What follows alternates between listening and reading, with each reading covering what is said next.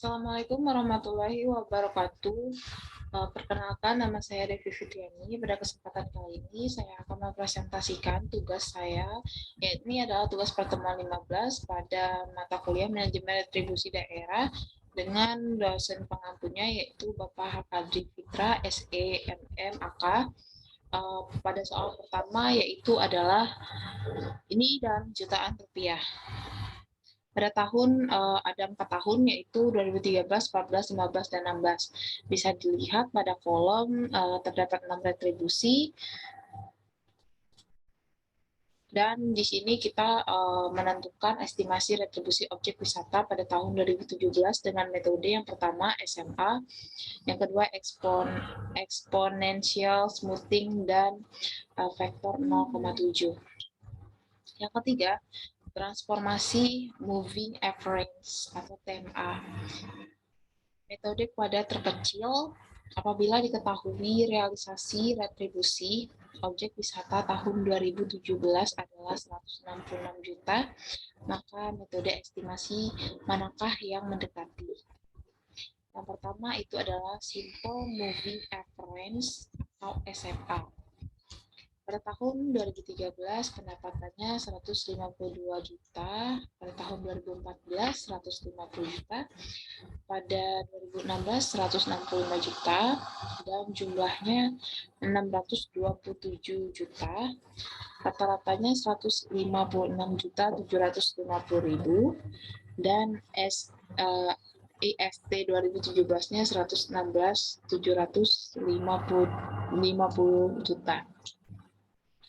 Jadi, jika menggunakan data tahun 2013 hingga 2016, retribusi 2017 adalah 156.750.000. Yang kedua itu exponential smoothing dengan damping faktor 0,7. Pada tahun 2013 pendapatannya 132 juta, dengan langkahnya tidak ada dan tidak menghasilkan estimasi. Yang kedua, pada tahun 2014 pendapatannya 150 juta dengan tidak ada langkah, tetapi menghasilkan estimasinya 152 juta. Pada tahun 2015 160 juta, langkahnya 0,3 dikalikan dengan 150 juta ditambah 0,7 dikalikan 152 juta menghasilkan estimasi 151 juta 400, dan pada tahun 2016 pendapatannya 165 juta dengan langkah 0,3 dikalikan 160 juta tambah 0,7 dikali 151 400 dengan estimasi 153 980 juta. Pada tahun 2017 langkahnya 0,3 dikalikan dengan 165 juta ditambah 0,7 dikalikan dengan 152 juta 980 juta dengan menghasilkan estimasi 157 juta 286 juta. Yang ketiga, transformasi moving average TMA dengan total perubahan pendapatannya 13 juta dan rata-rata perubahannya 4.333.336,3. Yang keempat, di sini juga ada metode kuadrat terkecil, bisa dilihat pada tabel pada 4 tahun ini dengan menghasilkan yang pertama A-nya yaitu sigma Y per N 627 juta bagi 4, yaitu 4 tahun, menghasilkan 156 juta 750 ribu. Yang B-nya sigma XY per sigma X kuadrat, yaitu 49 juta per 20. 20-nya ini dapat dari jumlah X kuadrat. Jadi menghasilkan 2.450.000. Persamaan tren Y sama dengan 156.750.000 ditambah 2.450.000. Y-nya di sini mendapat hasilnya 169 juta. Maka, jika diketahui realisasi objek wisata pada tahun 2017 adalah 66 juta dan metode kuadrat terkecil lebih mendekati keakuratannya.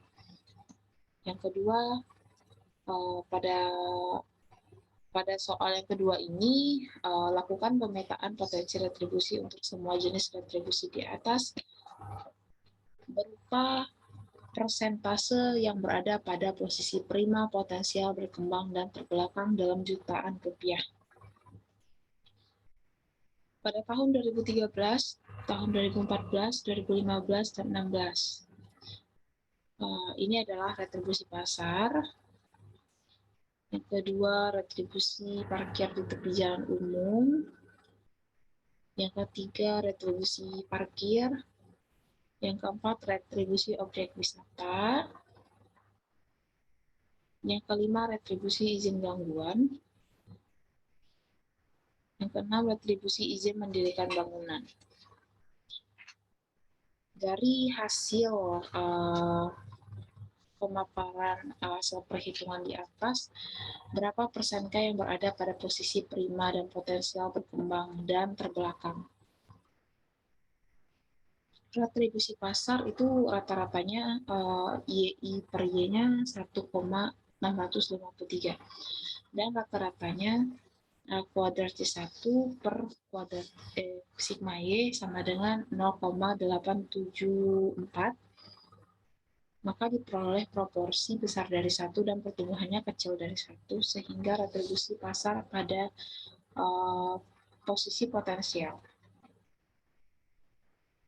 Kedua, retribusi parkir di tepi jalan umum.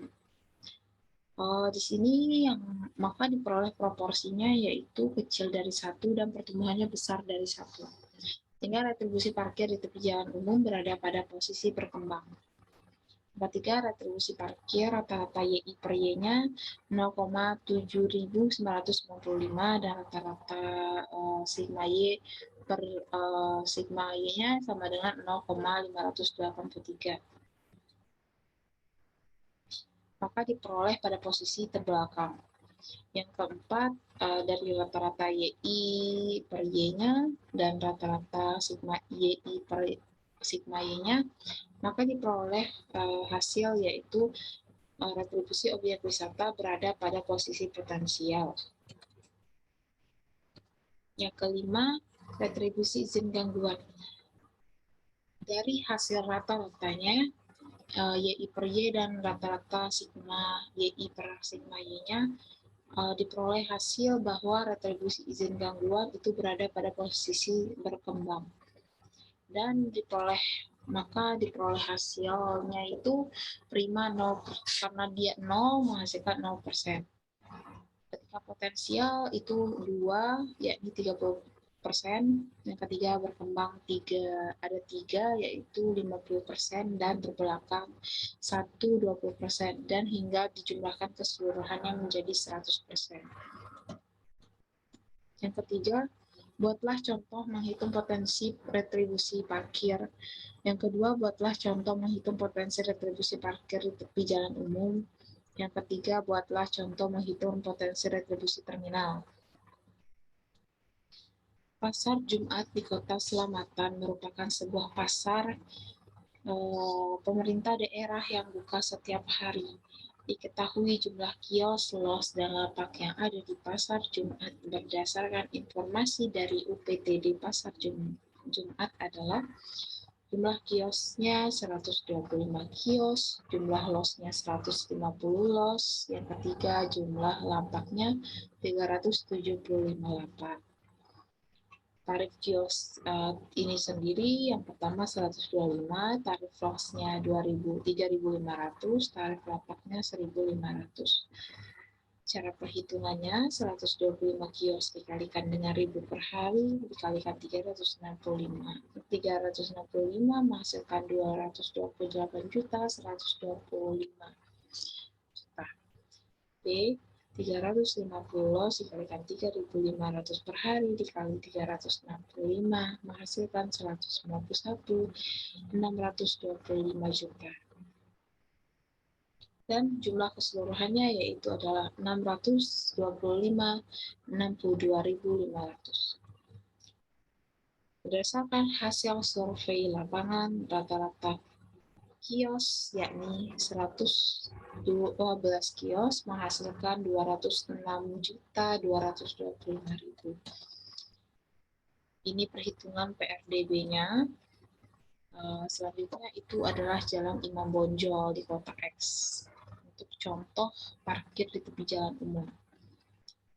Panjang jalan kiri dan kanan 2.300 meter yang bisa digunakan untuk retribusi kiri, 2.000 meter, bagian kiri untuk roda 4 sepanjang 1.200 meter, dan 700 meter untuk roda kanan roda 4 sepanjang 1.200 meter dan 1.100 meter untuk roda 2. Penyelesaiannya itu ada kanan dan kiri.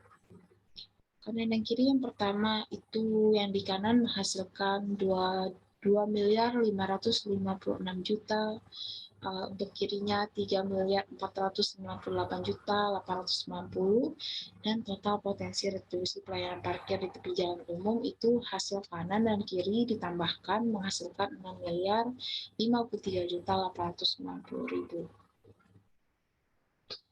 Yang ketiga yaitu adalah pemerintah Kota Saiyu ingin menghitung potensi retribusi terminal dengan objeknya adalah tempat memuat atau menurunkan penumpang bagi mobil penumpang umum dan mobil bus. Hasil beberapa kali hari survei menunjukkan hasil sebagai berikut. Bisa dilihat di sini ada jenis pengujiannya. Lalu untuk hasil surveinya ini ada 8 hari dan tarif yang berlakunya itu yang pertama mobil penumpang umum antar kota setiap masuk sebesar Rp500, yang kedua mobil penumpang umum tidak dalam trayek setiap masuk dibebankan Rp1.000, yang ketiga mobil penumpang umum angkutan kota setiap masuk terminal dikenakan Rp200, yang keempat kendaraan bermotor umum, mobil bus non ekonomi yang melayani trayek antar kota dikenakan Rp3.000. Yang kelima mobil ekonomi, mobil kelas ekonomi antar kota setiap masuk yakni Rp2.000. Dan cara hitungnya itu ada 2 langkah. Langkah pertama yaitu adalah hitung rata-rata harian unit kendaraan yang memuat dari atau menurunkan penumpang bagi mobil penumpang umum dan mobil bus. Bisa dilihat dari tabel tersebut. Lalu yang kedua, menghitung potensi retribusi, yakni perhitungan potensi retribusi terminal dengan objek kendaraan yang memuat atau menurunkan bagi mobil penumpang umum dan mobil bus dapat kita hitung sebagai berikut. Jadi, potensi penerimaan retribusi terminal dengan objek kendaraan yang memuat dan atau menurunkan penumpang bagi mobil penumpang umum dan mobil bus adalah sejumlah 151.932.000 dalam setahun. Sekian hasil presentasi dari saya. Saya mohon maaf apabila ada kesalahan. Saya cukupkan sampai di sini presentasi mengenai jawaban saya pada pertemuan 15. Saya ucapkan terima kasih. Assalamualaikum warahmatullahi wabarakatuh.